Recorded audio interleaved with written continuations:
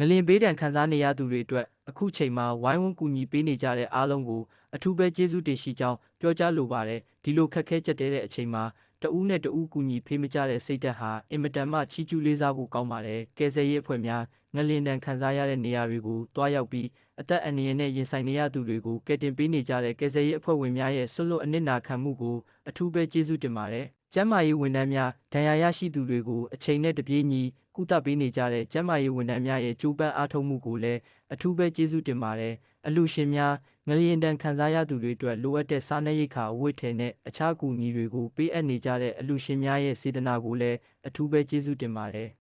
စေတနာဝန်ထမ်းများငလျင်တန်ခံစားရသူတွေအတွက်လှုပ်အားနဲ့ကူညီပေးနေကြတဲ့စေတနာဝန်ထမ်းများအားလုံးကိုလည်းအထူးပဲကျေးဇူးတင်ပါတယ်ဒီလိုအကူအညီတွေကြောင့်ငလျင်တန်ခံစားရသူတွေဟာအားအင်သစ်တွေရရှိပြီးဘဝကိုပြန်လည်ထူထောင်နိုင်ဖို့မျှော်လင့်ချက်တွေရရှိမှာပါအခုလိုဝိုင်းဝန်းကူညီပေးကြတဲ့အားလုံးကိုတနိုင်ငံလုံးကိုစားအထူးပဲကျေးဇူးတင်ရှိကြောင်းပြောကြားလိုပါတယ်